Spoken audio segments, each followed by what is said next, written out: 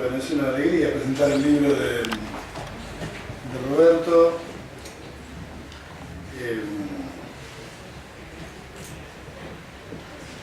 Yo quería empezar por una pregunta. Horacio lo mencionó en algún momento, medio al pasar, que da título a uno de los apartados o subcapítulos del libro, que es la pregunta por si es necesario definir.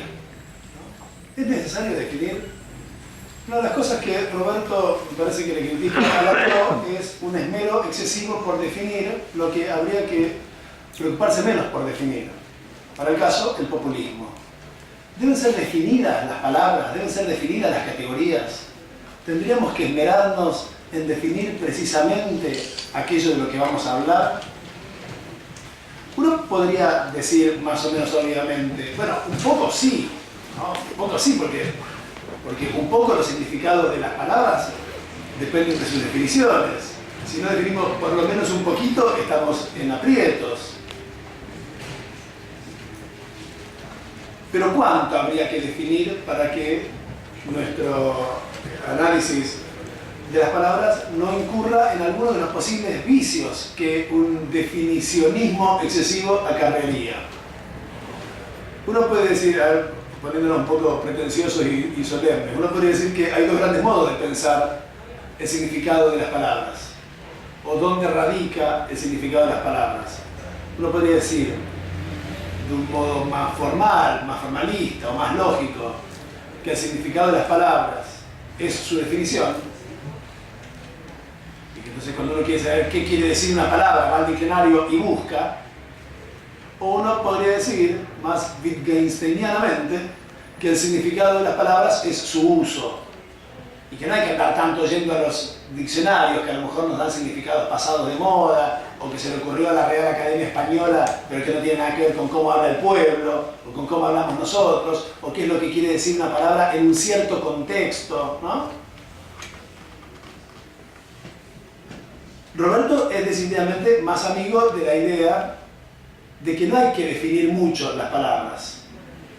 El problema es que la palabra de la que Roberto se ocupa es una palabra cuyo uso es un uso fuertemente degradatorio e insultante, que es la palabra populismo. Si uno fuera a decir, bueno, el significado de la palabra populismo no debe estar en su definición, debe estar en su uso, estamos fritos, porque la verdad es que por lo menos desde la sociología de los años 50, de Gino Germani y compañía, la palabra populismo se usa para definir una forma mala, una forma inadecuada de la política, algo que es del orden de lo impreciso, de lo incierto, de lo impropio, de lo levemente antiestético, de lo que no corresponde, la expresión política de un sujeto que no convence mucho a los grandes cuerpos de las teorías que conocemos. Al liberalismo, el populismo no le convence mucho por una razón que es obvia. El sujeto de la historia o el sujeto de la política para el liberalismo es el individuo, y el sujeto de la política para el populismo es el pueblo, y para un liberal el pueblo siempre es una presencia amenazante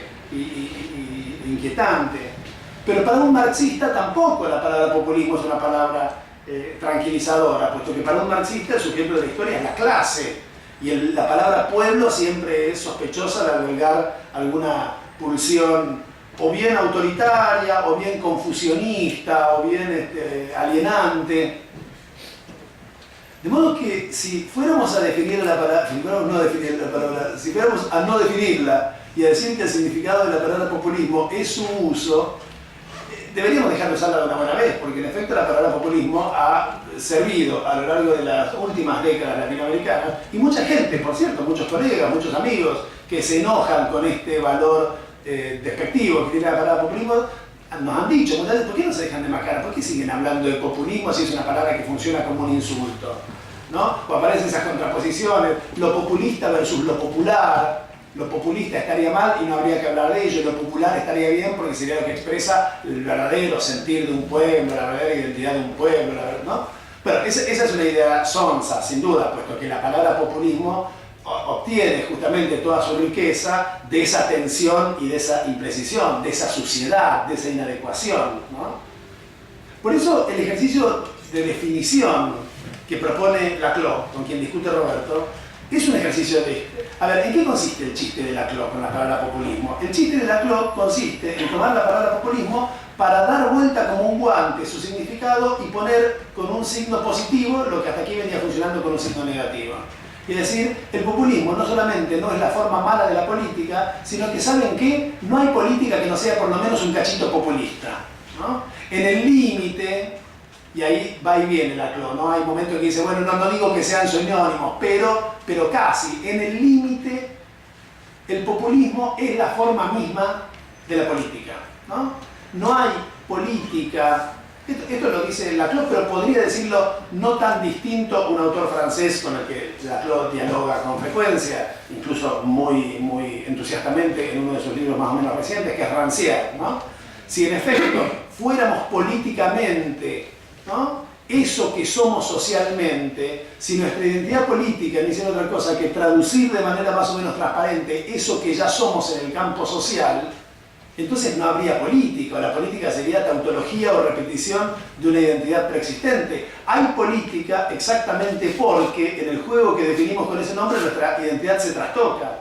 Algo pasa con nosotros que nos hace ser algo distinto de lo que somos, ¿no? Laclau es una definición muy general.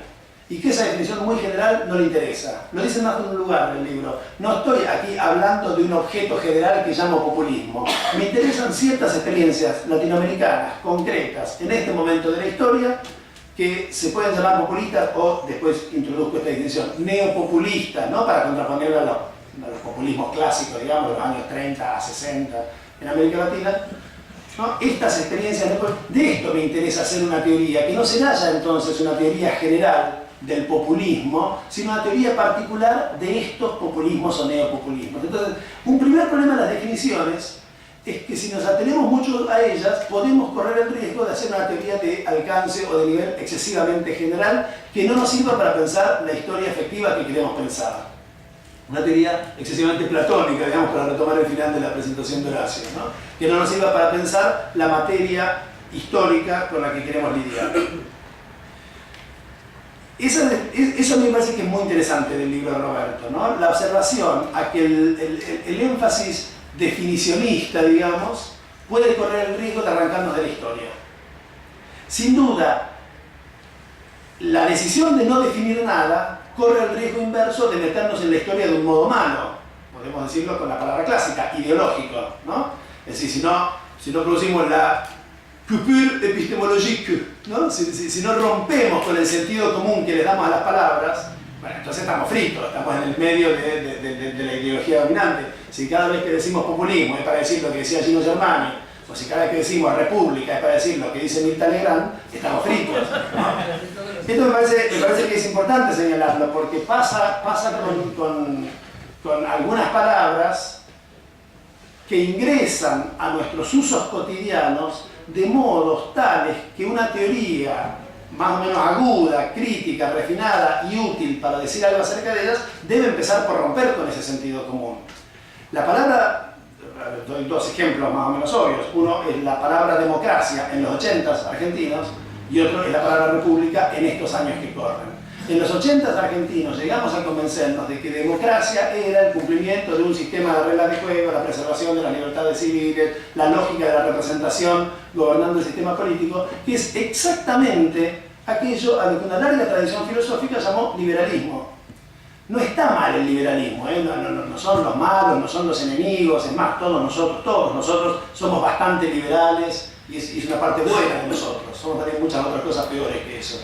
Y sobre todo la salida de las dictaduras nos da en general por ser liberales, y está muy bien y es muy comprensible que así sea. En los 80 fuimos liberales, todos. El alfonsinismo no como pensamiento de un individuo o de un grupo político, sino como pensamiento de una década, fue un pensamiento profundamente liberal.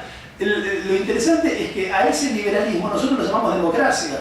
Alfonsín levantaba el dedito índice, se ponía la manito en el bolsillo, levantaba el dedo índice, predicaba el credo liberal y a eso lo llamaba democracia. Entonces, un pensamiento crítico interesante sobre la democracia en los 80 debía empezar por tomar ese significado de la palabra democracia, que en cierto modo sí es su uso, pero romper con ese uso cotidiano para poder decir de así otra cosa. ¿A partir de qué? De una definición del diccionario de la Real Academia Española.